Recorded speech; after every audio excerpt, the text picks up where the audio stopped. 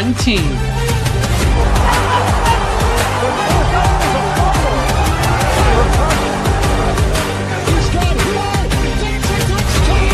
One dream. One family. 30, 20, 10, touchdown Miami! One, two, three. Here we go. Welcome back to Fish Tank Live, presented by Van Horn Law Group and Casabella Design Group. Seth Levitt here, live from the Casabella Design Group studios and the Dolphins Talk YouTube channel, our new home. That's right. And as always, I am joined by the man with the best hands in the live podcast business. He is OJ McDuffie. Juice.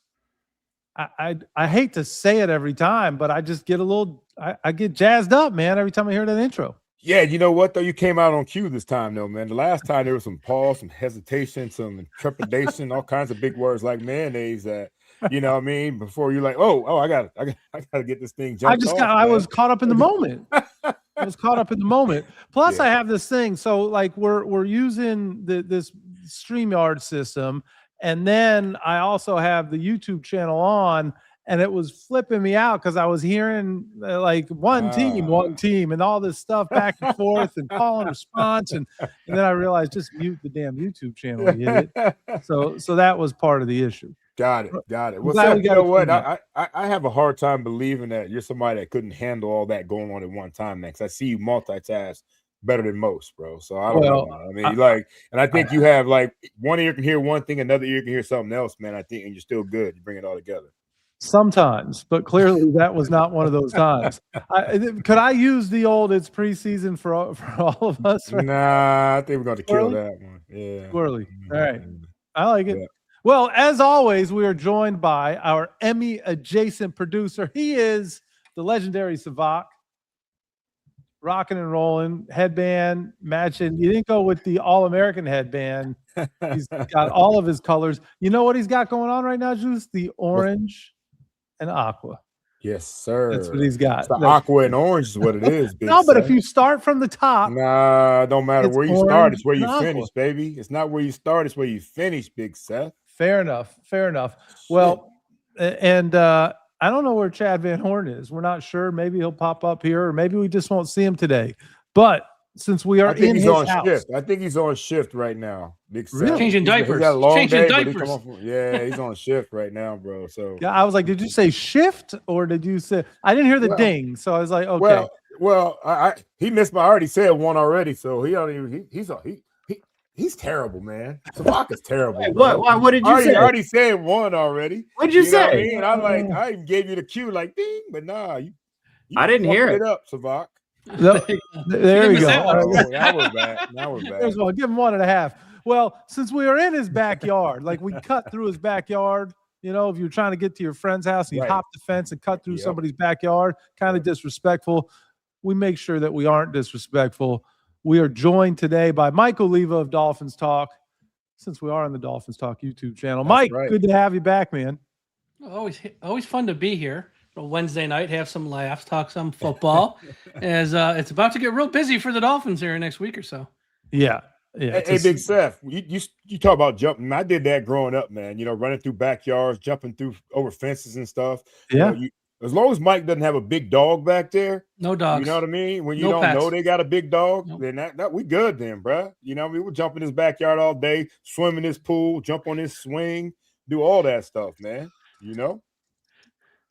So I used to do that, but then when people did it in my yard, my stepdad did not like it. He would run outside and start cussing people out, man. He'd try and chase people. And I think that just eggs them on. Right. Well, nobody's coming to my yard, man. I had big uncles, cousins, you know what I mean? And you come in our yard, it could be a problem. I'm an only child, but I didn't grow up that way. I promise that. Too good. Well, here we are, March 4th, and you would think there's no Dolphins news, but there's plenty of Dolphins news where at least there are topics. There are things to discuss with the Miami Dolphins. Not always my favorite things to discuss, right? But there are things that we need to get out in the open here and chop up a little bit. I'll probably sit back, especially when we start talking about people's money, because Once Gene Atkins said, "Get your hands out of my pocket, Juice," I think I've stayed out of there ever since that. I don't want to have suffer the fate of Jason Cole. But before we get into any of that, speaking of money, how about the fact that Stephen Ross carves out 1%? Listen, you know what I'll do? You want a piece of my team? I'll give you 1%.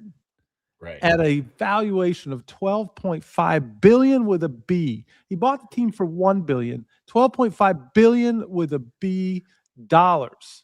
He sells 1% of the Miami Dolphins. Were you guys as shocked as I was? $125 million to have 1% ownership. Somebody just had that just sitting around, Big Seth. You know what I mean? Yeah, take care of Tua's contract. Oh, that dead money. Yeah, you know what?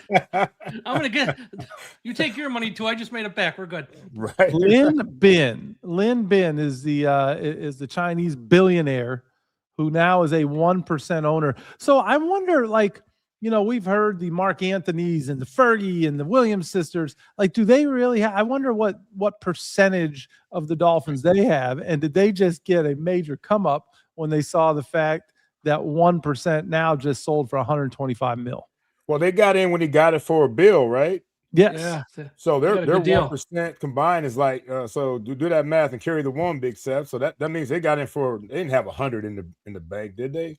I mean, I don't know, but you know, I don't know. I have no idea what they have, what they had. I don't even know if they paid for it. You know, that at that point in time when Mr. Ross brought the team, the orange carpet, that, you know, he wanted to bring sizzle. He wanted it to feel like Miami, and so having these celebrity minority owners was part of the sexy that he was bringing back to South Florida. And so I don't know what the deals were.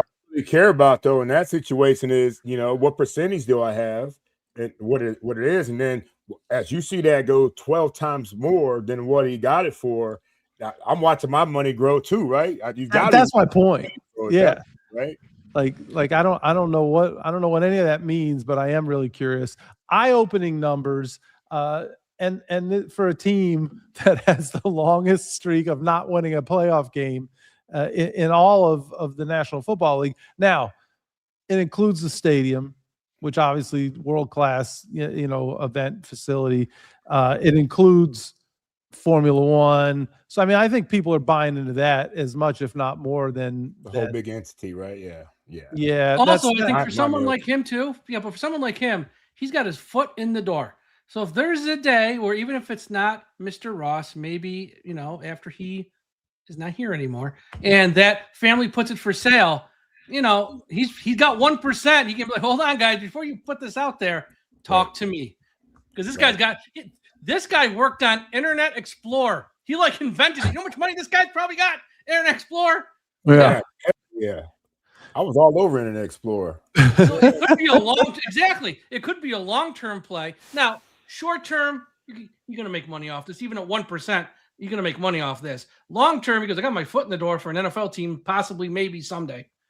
Right. You know, and I don't, obviously, we don't see any teams going down in value, you know, probably ever. They're just going to get richer. Not in the National Football League. And I think the Seattle Seahawks are just chomping at the bit, seeing our evaluation and what they can do, because they're obviously their team is on the market right now too. So I think it's I mean, when you got to, that's why so many people want to get in, like Mike's talking about. So many people want to get into the NFL ownership business.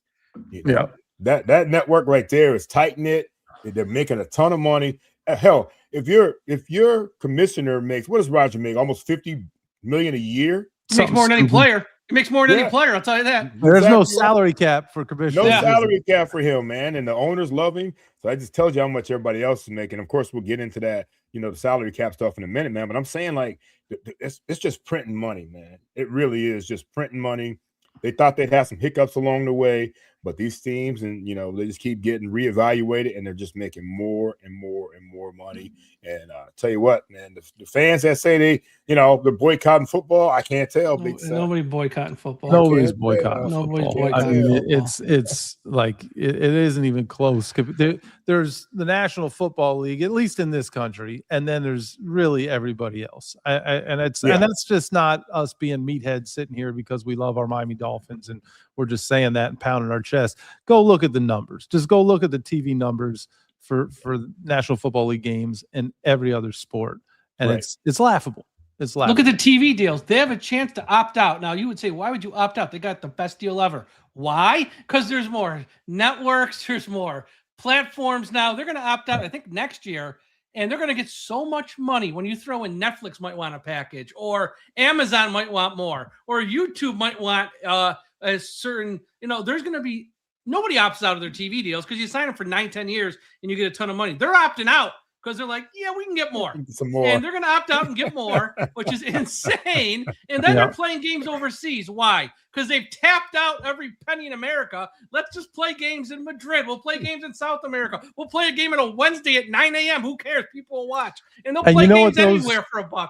Yeah, I was going to say, and what those countries are paying to have the National Football League bring it's incredible. It's absolutely incredible. So since we're on the topic of money, which has not been my favorite topic today, but since we are on the topic of money, Juice, you heard something on the Dolphins Talk Network this week, and you thought it would be something we needed to bring to the show tonight.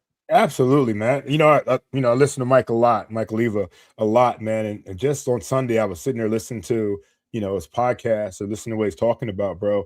And it was very intriguing to me what he was talking about with the additional money that's being added to the salary cap, and how the Dolphins were below it, that were in trouble with it within the salary cap, and then how we could kind of trim the fat to get in compliance by next Tuesday, Mike, I think it is.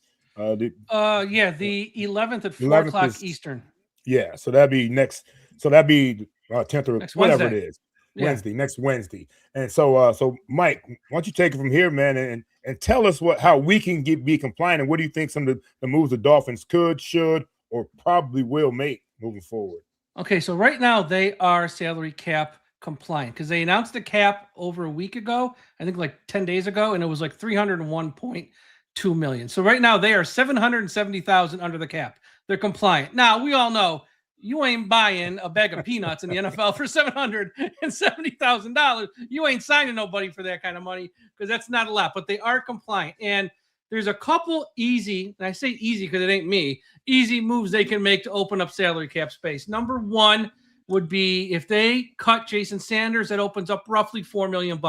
Now, Jason Sanders is great, but Riley Patterson was pretty dang good last year. Yeah. And, he's far cheaper than someone like Jason Sanders. And I think that's probably a move where, as much as you like Sanders, you can get the same type of production for less money. So I think Jason Sanders would probably be someone who in the next few days or a week or so might not be on his team anymore. The next one, because he's a great guy and everyone loves him, especially off the field in the community, is fullback Alec Ingold, who, if they move on from him, that's $3 million. I know, Seth. We can save the $3 million. I'll let you say your piece. I know it's $3 million for a team that's got no cap space, though. That can sign a couple other guys, and it's not that fullbacks aren't important, but when you got like nobody in your secondary, Mike, how many fullbacks are there in the league? How many fullbacks are in the league? There's like 3. Right. I think us, the Ravens, and San Francisco. That's about it. But they're important in this offense. They're important. Well, the old offense, they were important. Well, but it's Bobby Slow. I mean, he better not be running the same shit. Tree. He better not be. It's still asleep over there, man. It's the same. Let me ask you this: could you play Julian Hill as an H-back sometimes and have him be your fullback? No. Or someone like that? Maybe not Hill exactly, but listen. You can't come in here talking about wanting guys that love football and having the right guys in the room and culture and all of that. I mean, Alec Ingold is as important in that locker room as he is on the field. Yeah. For $3 million, Big Seth, and they cut my ass. Don't give me that. For $3 million, I just, someone said my name 3 times, so I've appeared. Welcome, Sam. Beetlejuice. Too good. Yeah, I just look. I understand what you're saying. I totally saw them understand do this with Andrew Van Ginkel a couple years ago.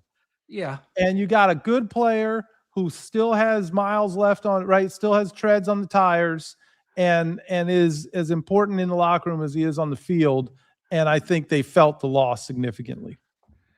That's an edge rusher compared to a fullback, I would say. Thank you. Though. Go ahead. Yeah, Mike. Continue, Mike. Please. That's what and not that fullbacks aren't important. But again, first off, we can all blame Chris Greer for this at the end of the day, okay? He put us in this mess. Right. This ain't John Eric Sullivan's fault. This ain't my fault. I'm just a messenger. This is who some of the guys who are probably likely cuts. I'm with you, Seth, in a perfect world, because I think Achane was so great last year. A big part of it was Al Kingold. But when you have $770,000 under the cap, you got to make some tough decisions, and I think fullback might be one. Now, we can debate whether he should or shouldn't. I think the tough decision is to keep him, Mike. That's the tough decision. Well, okay. Well, then we got to let some other people go. And here's another name that might not be popular, but I think might be let go is linebacker Tyrell Dotson, which opens up roughly another $3 million. Tyrell was great last year. He's been great since he's been in Miami. But again, linebackers, you're in nickel so much because it's a pass-happy league. You're always in, these, lots of secondary players on the field. Do you need to pay Tyrell Dotson $3 million when you have nobody in your secondary right now? Right. I think he's a name. They're probably going to trade Minka. Now, if they trade him now, they can take that one up to the draft because they probably want to wait to see what the offers are. But that opens up $6 million. So, again, you got $6 million with Minka. Let's say Ingold for now, just for argument's sake, $3 million here for Tyrell, 9, that's 12.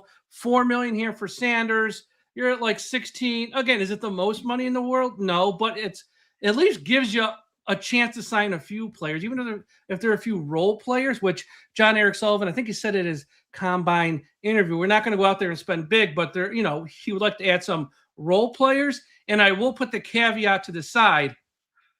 Malik Willis, I don't think it's going to happen, but the reporting on this, talk about smokescreen season, is a week or two back, 30 or 35 million, maybe even 40. Now it's like, well, maybe it's 20 to 25. Like if his number comes down to a point where they can we can make this happen, I think they're going to want this salary cap space. And I'm sorry, Al Kingold ain't going to stop them from getting Malik Willis when it's all said and done. Then restructure them. You can't get rid of them. They could restructure them. That's got to be part of a lot of the deals too, right, Mike? That we got to restructure I think guys. Jordan Brooks could get an extension, lower his cap number. Aaron Brewer could get an extension, lower his cap number. Achane could get an extension. His cap number is so small because he's on a rookie deal, but it might lower it some, or it might not even touch it, but they could, pay him now and lock him up long-term. So, yes, extensions. Zach Sealer is someone who could get one as well, lower his cap number. I think they want to give one with Austin Jackson. He has no incentive to do it, though, but I don't think they want to cut him because they can't cut everybody. So right. Austin Jackson's going to be an interesting one. They could restructure I would toss him before I tossed Ingold. Well, I'm with you there. And one guy shows up and plays. If he was a post-June 1st cut, they would save $11 million, which is substantial. The problem is you're only allowed 2. One of them is going to be the quarterback. We all know it. And Chubb, they haven't announced it yet. If they ever could find a way to trade Tua, then your 2 post-June 1st would be Chubb, which opens up like 20, and Austin Jackson, which then opens up 11. Not till June, but that's big money. You can take into next year, even into the all that stuff. Since you're only allowed 2, I don't think they'll do it with Austin Jackson. And the Chubb one, if they cut him now, pre-June 1st, opens up $7 million. If do a post-June 1st, opens up like 20. That's why they haven't said anything yet, because I think they kind of hope if someone will trade for Tua, then we can do him and Austin Jackson post-June 1st, but I don't know if that's going to happen. So I think Chubb will be post-June 1st, and I think Austin Jackson is going to be here for one more year. One more year. Seth, although right, how much will he play in that 1 year is a different story, but he's going to be under contract for one more year. So, Bubble, it's a great question. Why make all these cuts just to sign Willis? I hear what you're saying. Because you can restructure that deal.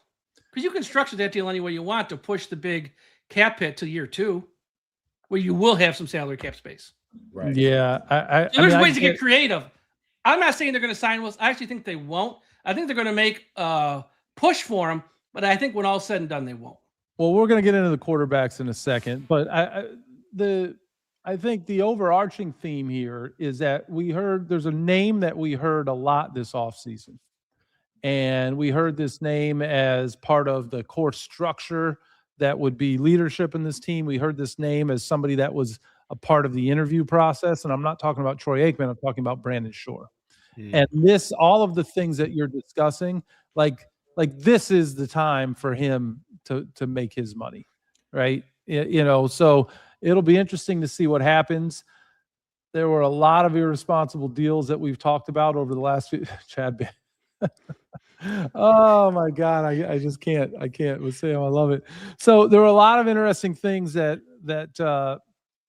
happened with these contracts, and it just seems like all the blame has gone to the general manager and the former head coach, and so Brandon, I guess, had to sharpen pencils and figure out how to do the things that those guys wanted to do. Is right. What we can, I guess, kind of take away from that. But these suggestions that you're making, Mike, this is his time to get that figured out. Yeah, absolutely. I mean, this is why he's here, and this is why he's in this role. And I think he got a little bit of a promotion with this new reorg, so he has more of a voice, I would say. I know how much, we don't know. But he probably does have a voice to maybe like put the brakes on if he sees something that's not like wise. But I think these guys, from what they say, they're both from the Green Bay Packers. That team has never thrown around money. Like, they will for a Reggie White or a Micah Parsons every now and then. But outside of that, it's got to be a big. Outside of that, they're pretty much draft and sign your own. They don't go out there and spend money in March like all these other teams do, or like we have. So I don't think that's going to be an issue. It's just getting through this next year or two to flush out the bad contracts to get to a spot where it's like, we're in a healthy spot. Now we can operate like a normal football organization type of deal. Big Seth, it's going to take a little bit of pain. It's going to take a little pain. Yeah, it stinks that Big Seth that we don't get any money for your boy Liam, man. I know you were impressed all week about Liam being, I know that's your boy and everything, man. But tell us a little bit about how you feeling about your boy Liam not coming back to be. Well, I came around on this since you like to do it though, in the orange and aqua. Liam coming back in the orange and aqua, not coming back. Well, I just have to guess that Liam is just not healthy enough to play, right? I mean, he didn't play all last year, and that guy fought through a lot. He was a warrior. I know he was definitely a favorite of fans when they were looking for someone to, he had a bullseye on his back, and there's the classic meme of him just leaning forward and the whole deal. But I mean, I hate to say it, you got more out of him than you did some other people that played on that offensive line. And 2 years ago, you got more snaps out of him. I don't know if you got more out of him. You got more snaps out of him. Come on, Big Seth. When he had to play, was it 2023? They don't make the playoffs without Liam, right? Because that's when Connor goes down. Liam had never taken a snap as a center in his entire life, and he survived. And so did the Dolphins. I'm gonna tell you guys this: Big Seth's been like melancholy. I know. You gotta tell me. Melancholy. Yeah, it's all been about Liam, y'all. Man, it's been about. I'll say this too: it ain't just Seth. It ain't just Seth, because last year when they re-signed him, and I was shocked. Actually, I was absolutely floored they actually re-signed him. There's a lot of people in the media go, you know what? He's a good backup. He can play all five spots. He plays them all badly. You don't play any of them any good. Like, I don't care if you can play all five. He couldn't play. The reason he moved around so much because he couldn't find one spot where he excelled. I understand 2023, he stepped in at center in a pinch and he held his own. But, outside of that, month? I mean, his time in Miami is, not going to be remembered fondly. No, I mean, he's unfortunately going to be in that Jesse Davis category. I think that's where he is. And I say it a little facetiously, but I know. At least he showed up to play. I cannot stand. I will say that's true.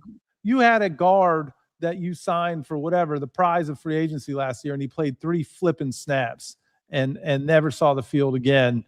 And, we saw what Dave Hyde reported about his injury. He never had a surgery, a pectoral strain, and you can't get on the field for the rest of the season.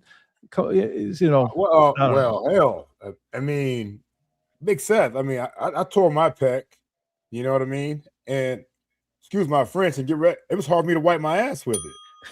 But you tore it. He didn't tear it. Well, it's got to be some type of slight tear or something. Maybe. You never heard the word tear. Never heard the word tear. Week 8 or 9. But if it's already strained, one little he push made a business decision. like, I don't need to go back out there on this team. Yeah. Yeah, he made a business decision real early. He made a South Beach decision. Yeah, that's my point. I tried to tell y'all, don't bring these dudes down here to South Florida on South Beach with a pocket full of money. You know what I mean? It's too much. It's too much. But that is my point, is that you didn't have that issue with Liam. Yeah. That's team needs to relocate. If you could take Liam's heart, Florida. take Liam's heart and put it in Teron Austin's, Armstead? him, or even someone like Austin Jackson's body, you'd have a great player. Because Austin Jackson is a guy who's just never on the field either. I mean, nice guy, but. Well, that's the thing about it, though. That's the thing about it. Some guys get over on heart. Some guys get over on talent. Some guys got both. Those are probably your best players ever. You know what I mean? But it's hard for some guys that have all that in them. They become great players, man. You know what I mean? So, you know, the fact that Liam has heart, fuck that heart. Yeah, what happened, Juice? I love Liam, but I need talent on the field. Yeah, I hear you. You got to tell me. I'm not crying. He's gone. I am not dying on the Liam sword, okay? So I think we're blowing this out of proportion. I'm just saying that I am more offended by someone who's 26, 27 years old and in tip-top shape and a supreme athlete, and they can't stay on the damn field. That's all I'm saying. That's all I'm saying. There was a good question that came up, and I'll ask all you guys this, and my guys from Dad's Figure It Out, I think it's Miguel. Achane, the Achane situation alone, like, you know, there's all kinds of rumors about possible trade or re-up. Mike, Seth, Savak, you know, Achane was our MVP last year. Yep. You know, everybody can argue Jordan Brooks on the defense side, but Achane was our MVP last year. If the right situation happens, what do we do about an Achane situation if we get a great offer for it? If it's a first-round pick, I'd be tough to say no. Not that I don't like Achane. I love Achane. We all love Achane. Love him. But here's the deal. You also have to factor in, for a running back, he's a smaller size guy. And if you give him a 3 or 4 year type extension, probably 4, will he hold up over the 4 years? Like Chris Greer in the past would have probably just made him the highest running back in the league. And then, you know, 6 months later, he's hurt. It's like, you got to think this stuff through. And they have options with him. Now, look, if you don't give him an extension, he's going to show up for camp, but he ain't going to participate because his agent going to tell him, you ain't stepping on that field until you get a new deal because your final year of his deal. They can play hardball with him and make him show it one more year. I don't know if John Ariselva wants to do that, though. Or they can give him an extension now that's, you know, not outrageous maybe, but is fair. I think that's what will happen. But John Ariselva said at the Combine, he was so transparent. It was so refreshing.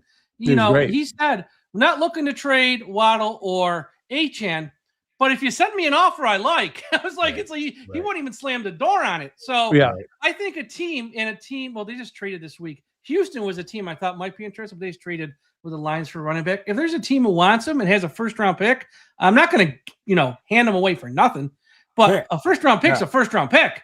You have to, and plus we got Jalen Wright, who was pretty good at the end of last year. Ollie Gordon for a rookie was pretty good. That's the one area we got a little bit of depth, actually. So you have to consider it, but it's got to be a fair deal. Yeah. And speaking of Ollie Gordon, real quick, Big Seth, I didn't realize how big that dude was, man. You know, at the Dolphin Cancer Challenge this weekend, he looked like a linebacker, man. I mean, that's a big cat right there, bro. And it's amazing because he was standing beside Terry Kirby, who was a big running back in the day. He was a little bit bigger than Terry was. Really? He's bigger than TK? You know what I mean? Yeah, he was like slightly taller, a little bit bigger than TK. And he hooped? And I was like, hey, we can all hoop, man. Not everybody. He might not have any handles, but I'm sure he can, you know, drive it. Everybody can dunk. Everybody in the league can dunk. I'm telling everybody that right now. Everybody on a football team can dunk. Riley Patterson? Yeah, absolutely. He's got hops. Okay. He got the legs. He's got to have hops, right? Yeah, fair. Fair point. Oh, but the whole Achane thing, man, is just fascinating. You know, we have to build from somewhere on this team, right? We have to build somewhere on this team, and I think that Achane is done. But Mike, my thing too about Achane is that if we don't do it now, and he has another season, it's going to cost us too much next year. It's going to cost a lot more if he balls out the way from balling out. Yeah. And I think I think James Cook with the Bills got like 4 years, 48 million, 30 million fully guaranteed, something like that. Off the top of my head, I can't remember exactly. But so he's probably looking at something like that or something in the neighborhood of that because he's like the same type of player, I would say, as James Cook. So if it's that, I think they'll pay him. But again, they said, and not these people, we know that, with Laramie Tunsil, we're not trading Tunsil. We're not trading Tunsil. But if a team keeps calling and keeps upping their offer, you will get to the point where like the right deal for sure. I mean, if it is a just silly deal that's in your favor, then I get it, and I understand that this is a team that really is starting over. Whether people want to use rebuild, retool, whatever, they're starting over and trying to undo the damage that is done, the damage that gave them the opportunity of a lifetime, right, for them to get their dream job. Yeah. So, but I like that he used the term building blocks. Like there's certain players you can't talk about. We want to, draft guys and then build our own. And you can't do that and then get rid of a guy who's that young and that talented and that explosive and that unique in the league. I just don't see how you can. Unless your game is going to be about guys like Jalen Wright and Ollie Gordon, a big back system. We don't know. You say, I know Slolik's got, the ties with Mike, but you don't know what type. We don't know what he's going to be running and what kind of. I bet it won't be all that quick stuff. I changed that, Slovak. It won't be all that quick, all the time stuff that we've run to protect Tua and get the ball. We're going to find ways to get it to our guys quick. But there's going to be some situations down the field, smash. These guys want to play smash mouth football. I think that's what we're looking at with half and where we want to play football for the Dolphins moving forward. And I think that's going to be some big guys downhill, especially when it comes to November, December, hopefully into January. It might be more of a big back offense. Who knows? We'll see. I'll be out there for some of those events, the OTAs, when they allow me. Let's talk about that real quick. They don't let me out there anymore because I'm part of the media. Yeah. So, alumni. I had carte blanche, man. So this might be my last week on the show, y'all. I might. Wait a second. You're gonna drop the fish tank just so go that to OTAs. Go to OTAs. Yeah. You spent your whole career not wanting to be at OTAs, and now you're going to drop the fish tank. Well, now he can sit in the shade and have a drink while he's watching it. He ain't got to be out there running around. Whatever. Bump that. They need to. Don't get me started. Don't get me started. I would never. Don't get me started. So, all right. Well, let's talk about the elephant in the room. You addressed it earlier, Mike. We talked about the quarterback position. So Adam Schefter reports that the Dolphins will probably, in quotes, release Tua by this time next week. And, it's I think everybody it's kind of inevitable that it's not a matter of if, but when, right? But this time next week, is there a time for reflection? Do we save it for this time next week? Is that what the show's about next week? Like, do we think about the fact that we talk about Austin Jackson? I mean, Austin Jackson and Tua are the only two people left from that draft where you got that haul for Laramie Tunsil. And it's just, it is, have we seen an athlete fall this far, this fast? Other than Tua, I can't even think of anybody in this market that was that beloved and at the top of his game, right? Top 100 player, led the league in passing, all of those things. And here we are, and a lot of the Tua stands, right, want to get rid of him. He did a lot of things with a microphone in his hand that turned fans off, and it was shocking to me to see, both from a talent perspective and just the way he was perceived by a fan base and internally. He got benched, for crying out loud. He got flipping benched for a 7th round draft pick. The fall was hard and fast. Yeah, on the field, we've seen guys who have gotten to a high point and then sort of fall off the cliff. I think on the field that stuff happens. There's guys who are kind of a flash in a pan, lightning in a bottle. It happens. Off the top of my head, with this team, I can't think of one per se, but one name that came into mind in the NBA however many years ago was Jeremy Lin. Came on the scene, great for a year or two, then kind of never heard from him again. So it does happen in sports. With Tua, it was the off the field stuff. And it just got, with the press conferences, he fumbles a snap. He's blaming. You try to do it. Ain't so easy when you're sitting at home Potato having chips, your baby. chips. He's going after the fans. Yeah. Then he's complaining this past year about the home fans. It was too loud. He's blaming the fans. They can't run their offense at home. Well, maybe if he didn't stink, they wouldn't be booing you so much. I don't know. There's that aspect of it. He threw teammates under the bus, had to walk it back at times. So some guys aren't showing up for meetings on time still. It's like that's where I think he lost even his diehard fans. It's not so much with the play. And even what I thought what he did, the one thing I thought that really rubbed me the wrong way, I know he and Brian Flores did not get along, and that whole thing was just ugly. But when Flores left and he went on the Le Batard show and just ripped him, it's like, it's over. He's gone. You won the battle. Why are you doing this? It didn't need to be done. It's like stuff like that off the field kind of showed his warts a little bit. And some fans, it took longer to get there. But that's where it's like, okay, if you're not going to perform on the field, we don't need to put up with the stuff off the field. Yeah, and I think for Tua, honestly, he showed a lot of amazing promise. And I think once people figured out, Mike's offense, he became ineffective. But Tua's injuries, I say this, Tua's injuries really, really slowed him down more than he was already, a slow quarterback. Now, his mind at times was very good. He read defense well. His anticipation was incredible. But then when that was gone, we already know he was immobile. Then that means that he has what superpower did Tua have after that? He had no, his ability to read defense, look them off, no looks, all this stuff. That was his superpower because his arm wasn't the strongest, his mobility wasn't the best. But once he lost all that, then he had nothing left, man.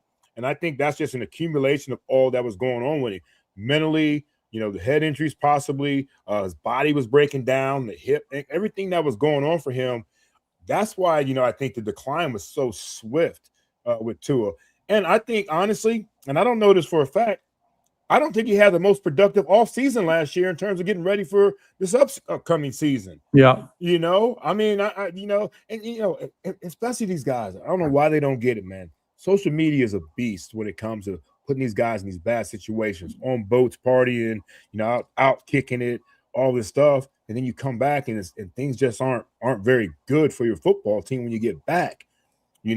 Our number one job, honestly, and we all know this, is to play ball. There's plenty of time to kick it. A lot of coaches say, yo, you can kick it, you can go wherever you want and do whatever you want when you retire. Some of these guys, they want to kick it all the way up to OTAs or training camps and things like that. And I was one of those guys, but damn it, I showed up in shape all the time. I showed up ready to ball all the time. And I just love, I love the game of ball. And it wasn't just about the money, because I was at one point, I was one of the top 10 guys that was getting paid on the team that, where the team could put out insurance policies on in case you got hurt. They could put insurance policies out there to cover your contracts. But at that point, I just wanted to play ball, man. And sometimes I wonder how many of these dudes just don't love the game like they need to love the game. I think Tua loves the game. Otherwise, he would have shut it down a while ago. But I think his body, his mind, everything else is starting to decline on him a little bit. And when that happens, what do you have to lean on? And I don't think Tua has an off-speed pitch that he could throw to get people out. Yeah, great stuff, Juice. But I also want to ask him, you talk about loving the game, and for a guy who played as long as you did, and I feel like you don't get there without loving the game. And the people who don't really love it, they get exposed and you start to figure out who they are quickly. But at some point, guys love Sundays, but they start to love the process less. And they, and so I don't know if it's fair to say, but it did not look like Tua was as invested in the process. And you kind of indicated that in what you were just saying in terms of his offseason and what have you. And so, look, he got generationally changing money that he was paid. Is that the reason that things changed? I don't know if that's fair or not, but, some of that perception is there. But I just wonder how much, I love the game. I love to compete on Sundays at 1:00, but everything that it takes to be elite at that point, do I still love that? And am I willing to make those sacrifices? And I don't know. I mean, there's certainly, I say it all the time, Big Seth. I say it all the time, man. There's only 2 fun days in football, and that's Sundays and paydays, man. you know, the rest is a beast, man. It really is, man. I mean, the off season is a hell of a grind, you know. And back in the day, you know, these dudes had other jobs. They were bankers, they were car salesmen, they were insurance salesmen. You know, now it's 24/7 when it comes to, you know, football preparation and being ready for the season. And, you know, and you have to do that in order to be able to play in a 17, coming to 18 game season, you know, the preseason with 3 games, hopefully your playoff season, you're looking at 20-some games. That's a grind. And if you don't prepare in the off season all the time for that, you're going to be in a lot of trouble, man. I remember going on vacation with my boys, like we go to Cancun, but every day I was running and working out. There's no way in the world. We were there for 10 days, running and working out every single day. I don't care what time we got in. Don't talk about it, Seth. I don't care what time we got in from whatever club it might have been, you know, drinking Coronas loaded, you know what I mean? It was just, but at the same time, no, man, get my butt up, run every day, get a workout in every day, because I never wanted to fall behind that. And there are a lot of guys that really take working out seriously. And, you know, I didn't like lifting, but I'll run all day. You know, and some guys, you know, but I'll lift to maintain. You know, I just got to maintain, Big Seth, at my position. Some of the big guys in the trenches, they got to really lift hard, and they got to maintain strength, and they got to take in a lot of calories. You know, we see a lot of big linemen now that are half their sizes. You know, the Pouncey twins. You know, the Tim Ruddy. Look at those guys now. You see, you guys play what? You play old line at what weight? They're a fraction of themselves right now because they had to maintain so much. Well, for most guys, man, they really go out there and, you know, they got to take that off season serious and continue to grind in order to stay in the league for as long as you can, man. You're not going to make this kind of money anywhere else. You know what I mean? Unless you're Tom Brady, you know, or to guys like that. You're not going to make this kind of money anywhere else. So hone your craft, take care of yourselves, man, fight through it, and then, you know, show up the next season. I feel like, in my opinion, that I didn't see Tua in the best. He could have got – we needed Tua to be at least as quick as he was, and I think Tua got slower. Yeah. You know, and every aspect of the game. Every aspect of the game was slower for Tua, and that hurt him last year. And hurt not just him, but hurt the entire organization. Whole team. Hurt some people who had jobs and don't have them anymore. You know, I mean, all of that, right? All of that was tied to it. And that's the kind of the ebb and flow of a franchise. That's why they're called franchise quarterbacks, because so much is resting on their shoulders. So, yeah, I agree with you wholeheartedly on that. What do you guys make of I probably shouldn't even bring this up. The non-birthday wish.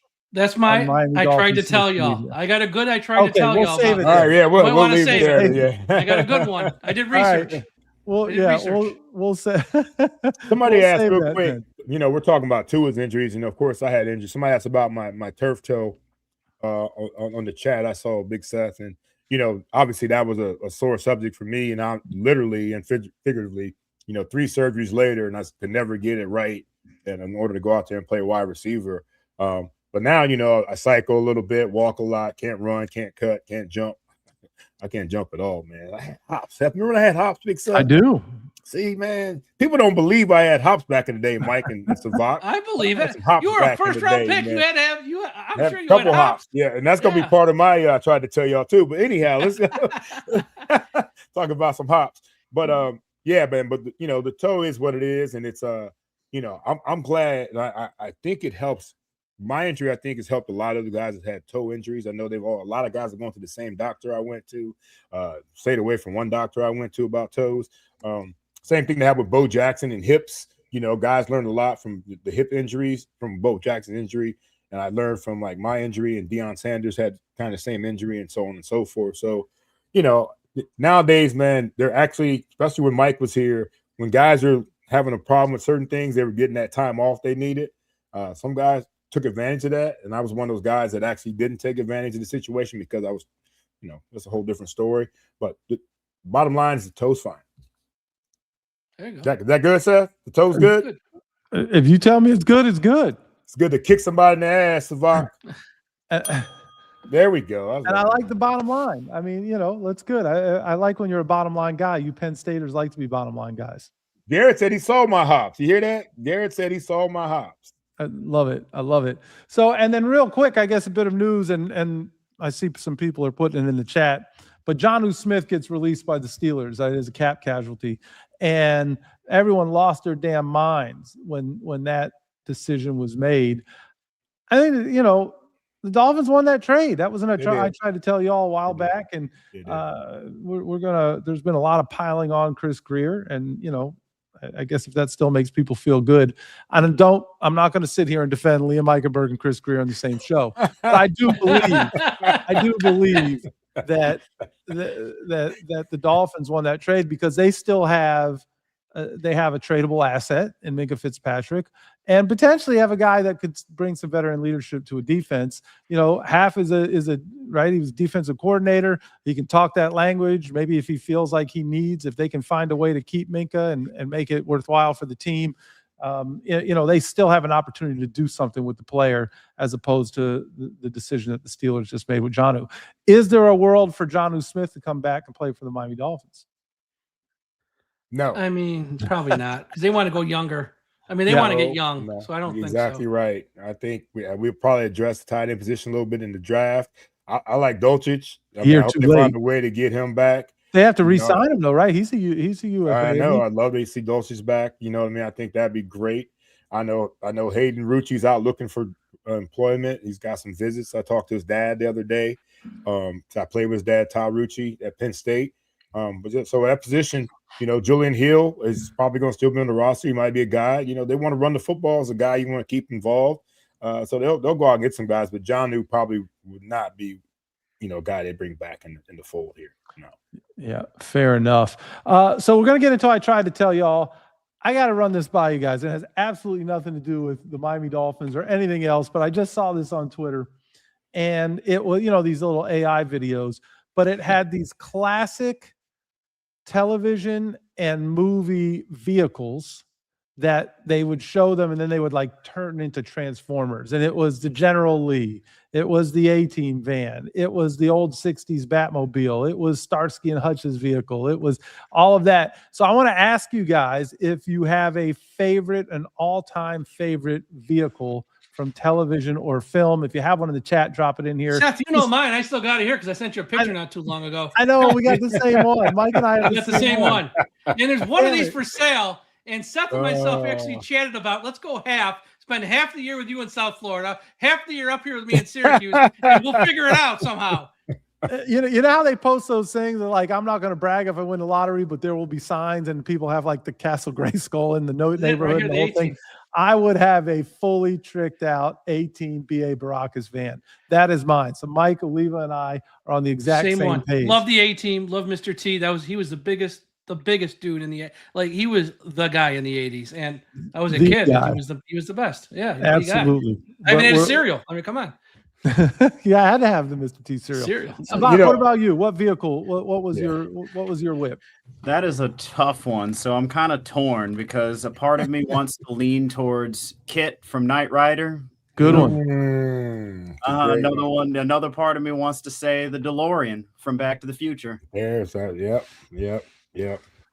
I like the DeLorean too from Back to the Future, but I really, really love Pinky's limo, you know, in Friday After Next, man. I mean, I want to be in the ride with Pinky, you know, peeling that curb, you know what I mean, and spilling his drink, man. You know, that's where I want to be, man. But I was really thinking the DeLorean though from Back to the Future. That right there with Michael J. Fox was pretty dope.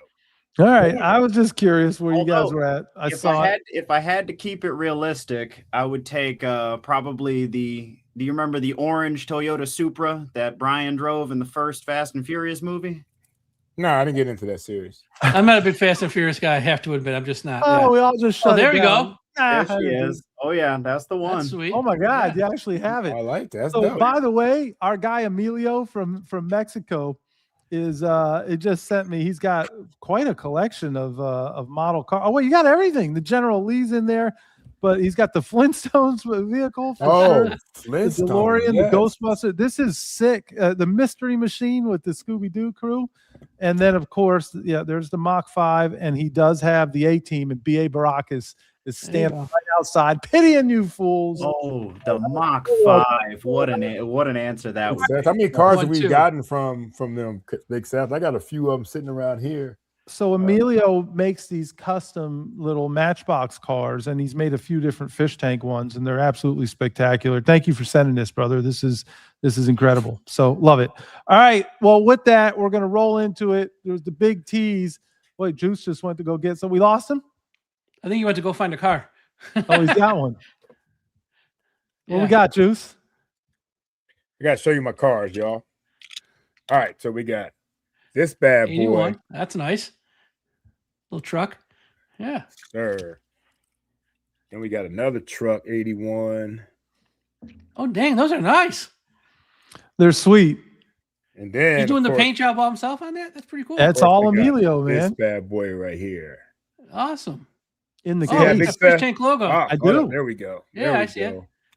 I do see Emilio on the cast. They be hooking me up, man. My cars, bro. And then of course you guys, you know, I'm not even gonna pull that out. My birthday present, my McLaren that I got for my birthday. Oh, we saw it on social media. Social media. All right, I won't. I can't bring it. You know, it's bigger than those, so I won't even bring it out.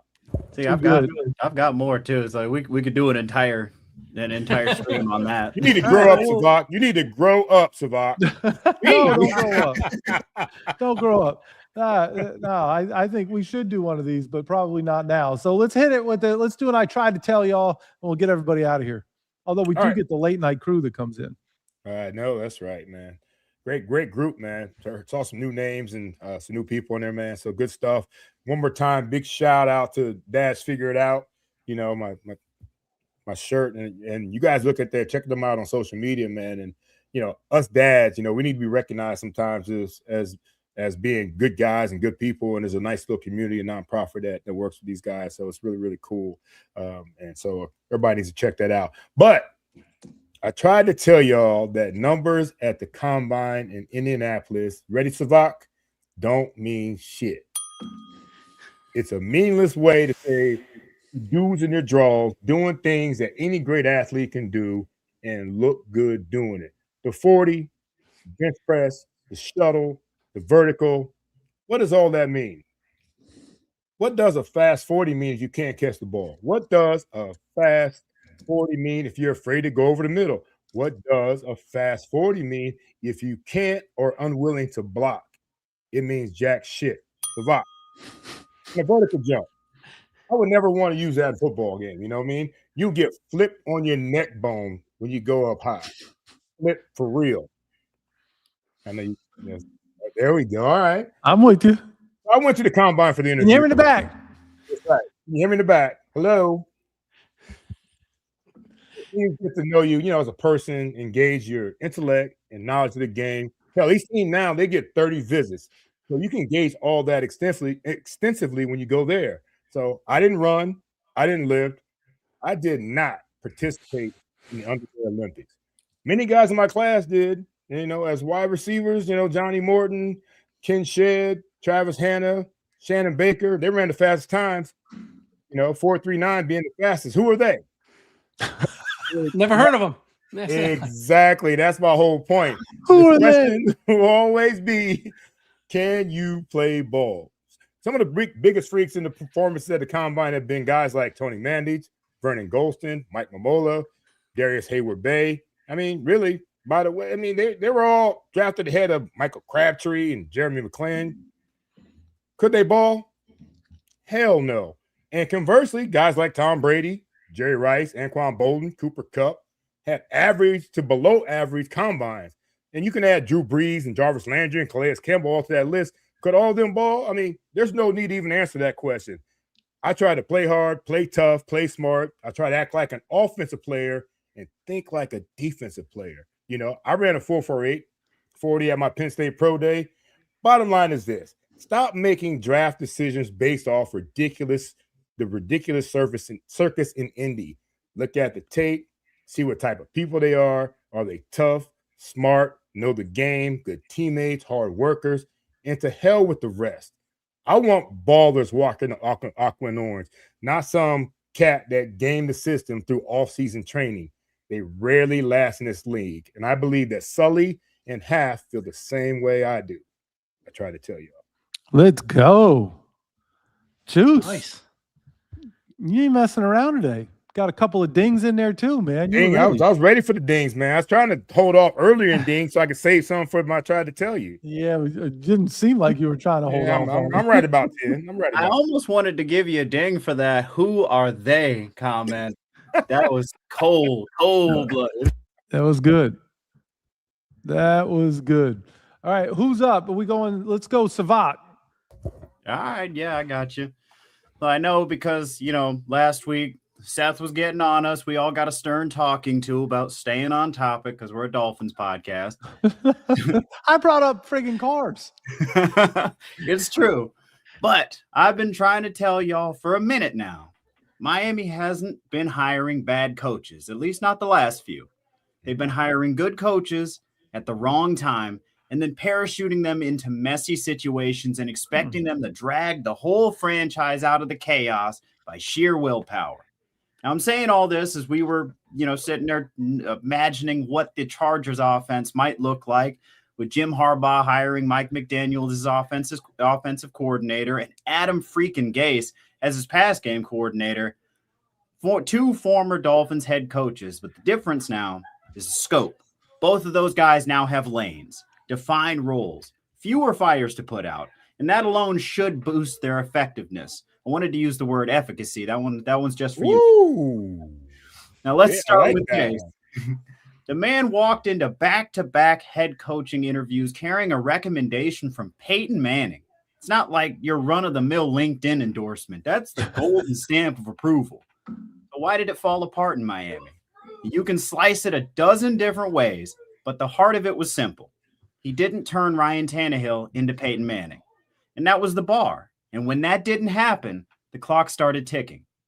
In LA, though, he won't be calling plays. He'll be working under an OC, and that's huge because it funnels him into what he actually does well. Game planning, coverage identification, third down and red zone concepts, and situational quarterback prep. It reminds me, Kenny Stills said it on the fish tank. Gase had them ready for everything, every scenario, including the Miami Miracle. Yeah. That wasn't luck. That was prep.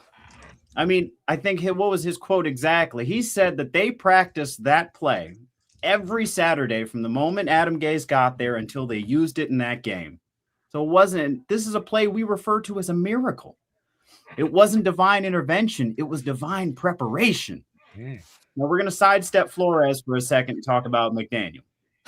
As the head coach in Miami, McDaniel proved he could design an elite, explosive offense. And when it was humming, it was beautiful. Motion, timing, spacing, speed, but it skewed toward finesse. And when things got muddy, the short yardage, in the red zone, physical run answers, the offense didn't always have a counterpunch. Historically, though, his best work came as a lieutenant next to a strong head coach. Think Shanahan, where he could maximize a unit instead of overseeing an entire building. And the Chargers are basically recreating that environment. You add in Harbaugh's physical philosophy and Gase's situational structure, and suddenly the soft spots in Mikey's McOffense have reinforcements. Now, put simply, McDaniel's strengths, creative run-pass integration, motion, detailed game planning, and quarterback efficiency, are front and center. And his weaknesses, buffered by the staff around him. Now, very briefly, Flores. Ryan Flores is a damn good coach. You don't have to agree with everything he's done or said to see that. He caught heat in Miami largely because he refused to play along. Allegedly offered $100,000 per loss and said, nope, not my team. Now that's conviction. He also fielded one of the most disciplined Dolphin squads we've seen in many years. And he told us far more bluntly and with way fewer words than McDaniel would have used that he didn't believe Tua was the guy. And he got buried for it. Yet in 3 seasons, he produced 2 winning years with a quarterback he very publicly didn't want. And today, he's still regarded as one of the sharpest defensive minds in the league.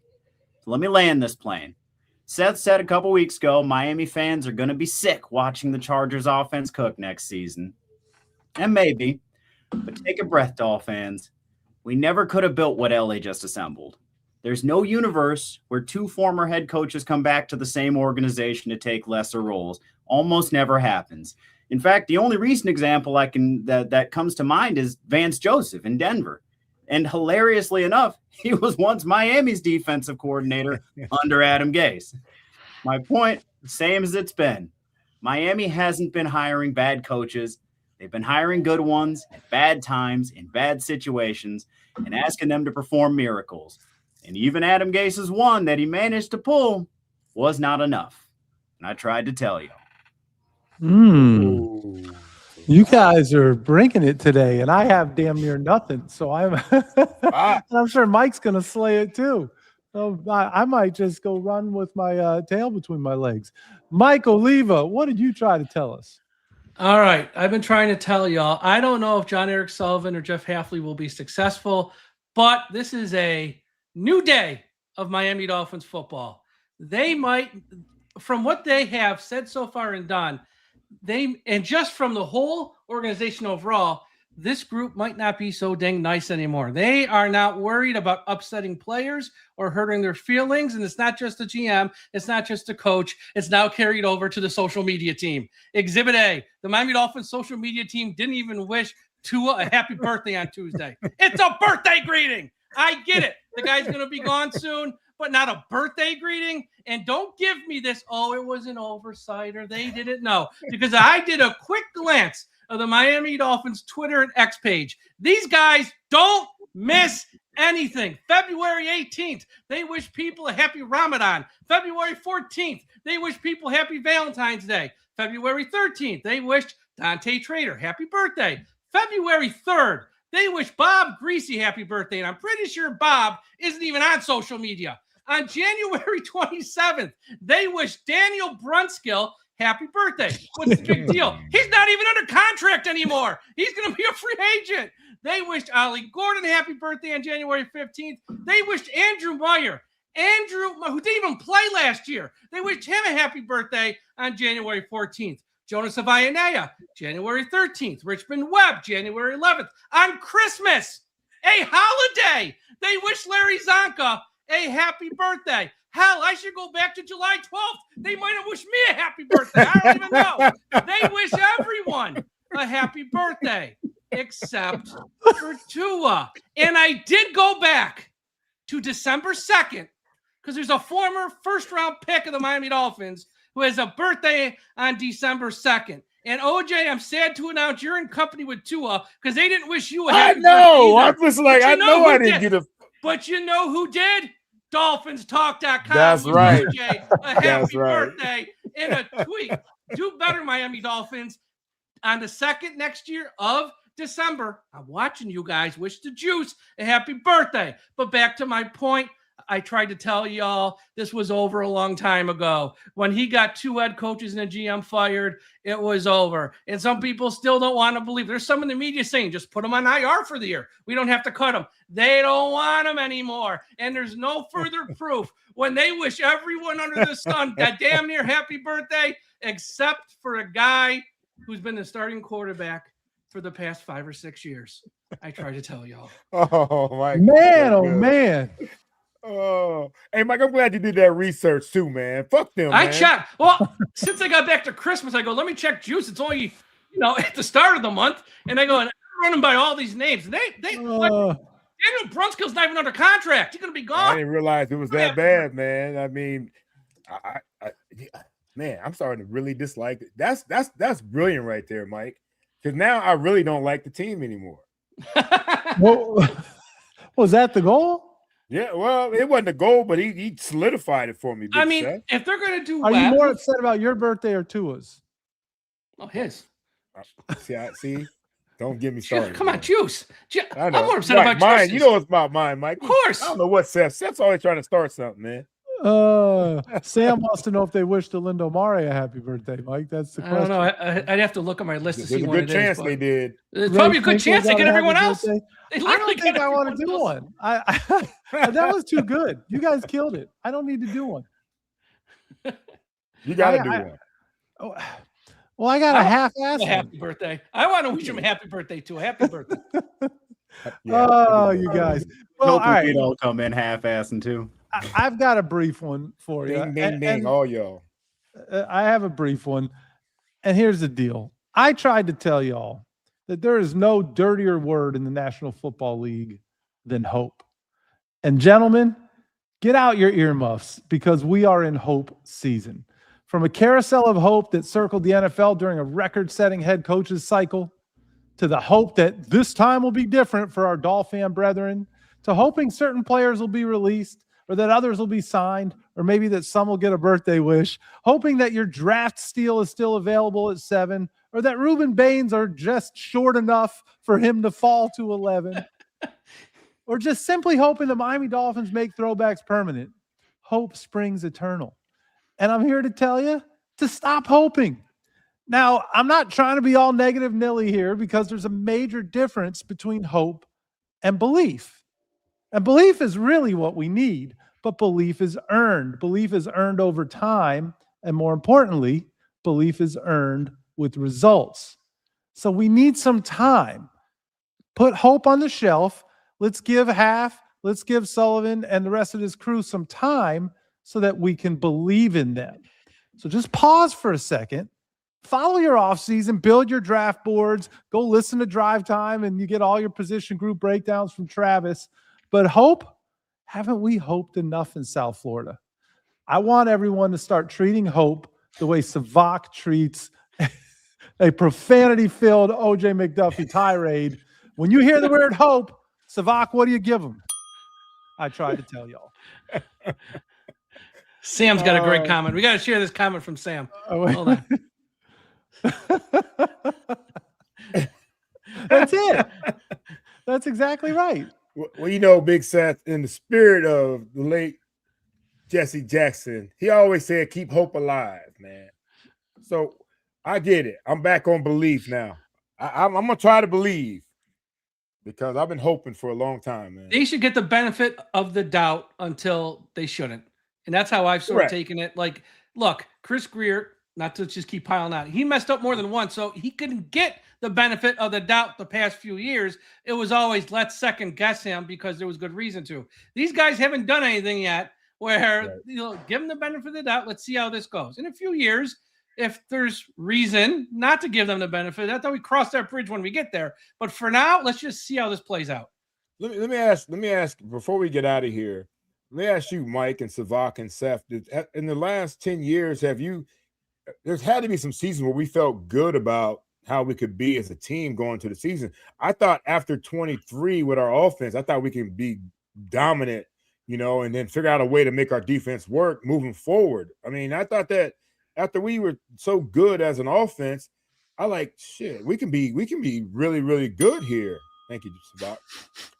Moving forward with all the same pieces, parts. I had the same feeling when I was at Penn State that we brought all the same pieces, parts back and we collapsed this last year. But I'm saying, I felt pretty good going into this season for sure. Did anybody else feel the same way? I know we were beat up on defense and things like that, but for us offensively, I felt pretty good about it. Not this year, but I'll tell you a year, though, where I really had high hopes. 24, not 25. Well, yeah. 24, also, just to go back a little ways, 2016, Adam Gase's first year, Jay Ajayi's running for 200-yard games. Landry's a beast out there. Ryan Tannehill finally played a good year up until when he got hurt late in the year. And I'm like, okay, they made the playoffs, lost to Pittsburgh with Matt Moore. Not a shock. But that next year, they said Ryan Tannehill was healthy until you got to training camp on like the third day. But if he would have been healthy, I'm like, going into that year, Jay Ajayi, Jarvis Landry, Ryan Tannehill's coming off his best year. That offensive line was pretty good then at that point. I thought that year, this might be a year where we can take a leap, and it never happened because we end up with Jay Cutler, and it just unraveled like the first or second day of camp. But that's when I really thought this franchise was really onto something because they had the power running game. They had some wide receivers. They had a quarterback who was ascending at that point a little bit. Never happened. 23 was their year, honestly. They had so many injuries. But 24, though, they lost a lot of guys after 23. Wilkins, that was tough to replace some of those guys. Yeah, but there was, I think, well, for me, there was hope there because you just saw how explosive the offense could be. Yeah. And at that point, I hate to say it, I had belief that Mike McDaniel was going to figure out the next thing, just like, that whole whatever that speed motion or whatever he figured out with Tyreek, and everybody started copying. And then, I thought he was going to be back in the lab and figure out the next thing, and that he would find a way to overcome whatever the league had done to shut down the offense. And it never, ever happened. The last time I had real hope, I would say the last time I had real hope was probably 2006. After the team won, was it 6 in a row to close out the season, and say, it was like, okay, you got Nick Saban, and you got, obviously JT being defensive player of the year, and just thought things were maybe heading in the right direction there. Of course, we all know there was a quarterback decision made there that this team is still, as we have a new Hall of Fame quarterback going into Canton, there were decisions made there. But yeah, I think that one, and maybe after Ricky's first year, 2003. Yeah. Those were the two big the years we had the run game and that defense together was the ideal situation for this team, and they flubbed it up, Savak. They flubbed it up. I mean, that was that when you had both. When you had that's the recipe right there. Great defense and a great run game, and then it really boils down to now: can you have a fucking franchise quarterback in the middle of that? Savak, where are you? Savak, you're late on that one. Texting, texter. If that's our problem, man. We can never get it all right at the same time. That's do we believe we can get that? I hope we can, but my belief right now is that we have to start with some of the guys we have now. We don't have a franchise quarterback anymore. We've got to figure this out. How can we get that? And that's how you win football games in this league, bro. I mean, look at some of the teams that come up short. I mean, you talk about the Seattle Seahawks who just won the Super Bowl. Look, they've got a quarterback that, honestly, people can say whatever they want, but he's won 14 games 2 years in a row. And they got a run game, and they got a great defense, the things that we're talking about. You go back to Philly winning it 2 years ago. They think Jalen's a franchise quarterback, but they had a run game and a great defense. Now, when you've got a subpar quarterback, all the other shit don't matter. It don't matter. You got to have somebody that at some point has to make a play. Somebody's got to make a throw. They got to run out of trouble. You know what I mean? And third downs, you got to convert third downs. That's what it is. That's man. What the whole league is. Third downs. Can you convert third downs? You got to keep us in, manageable down and distances, and don't turn the fucking ball over. And that's after hours, Savak. We need a counter. Can we get a counter? It's after hours, man. There's a way to do a counter. We're still screaming. Oh, you're right. All right. We need a ticker. Anyway. All right, Savak, you can't pull up that. Can we do a pre-sale on my book? That book cover that you just set out there. Can that be pulled up on the screen? Let me see. I'm working on that now. Oh my God. Let me see. I can probably hold on. Give me 1 second. You got it, please do. Let me. Sam Marcoux's going to write the foreword to this. Okay. Dude, that's so weird that you said that because I was in the process of preparing a tweet, and that's the caption. Here we go. You guys ready? Here Let's it is. The next New York Times bestseller. There it is. All right. We're going to do autographed copies, and you can get a pre-sale in now. Damn. We're taking orders. Hey, Big Seth looking like he go out there and ball like right now. Clark Kent ripping off the shirt. That is an old ass photograph, but damn it, there was a better time. It was a better time.